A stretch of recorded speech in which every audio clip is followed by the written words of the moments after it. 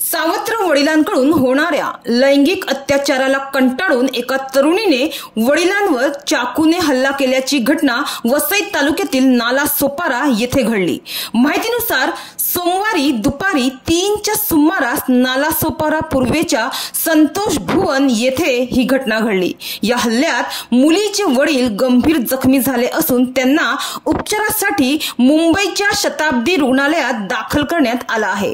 प्रीती शुक्ला वय वर्ष 24 ही तरुणी नालासोपारा पूर्वेच्या संतोष भुवन येथील सर्वज्ञ नगर चाळीत राहत असून तुडीज पोलिसांनी दिलेल्या माहितीनुसार तिच्या आईने दुसरे लग्न केले होते। मात्र हाच सावत्र हैवान बाप ज्याचं नाव आहे रमेश भारती हा मागील 2 वर्षापासून 24 वर्षीय प्रीतीवर लैंगिक अत्याचार करत होता। 24 मार्च रोजी सोमवारी देखील त्याने तिच्यावर शरीर संबंध बनवण्यासाठी दबाव टाकला होता। पोलिसांनी दिलेल्या माहितीनुसार सोमवारी रमेश भारती याने शरीर संबंधाची मागणी केल्यावर तिने हल्ल्याची योजना बनवली। मला हे करण्यासाठी लाज वाटते असे सांगून प्रीतीने वडिलांच्या डोळ्यावर पट्टी बांधली आणि मग अचानक हल्ला केला आणि वडिलांचे गुप्तांग कापून टाकले।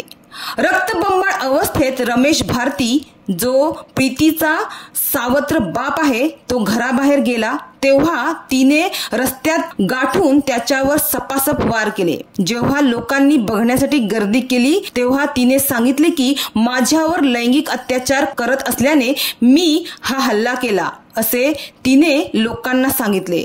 तर हातात चाकू घेऊन फिरत असलेला या तरुणीचा व्हिडिओ देखील स्थानिकांनी काढला आहे।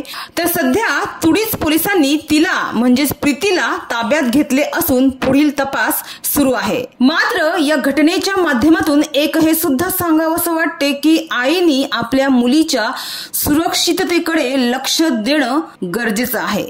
घरात आपल्याच मुलीवर अत्याचार होत आहे आणि आईला याबाबत काहीच कल्पना नाही, हे किती दुर्दैव।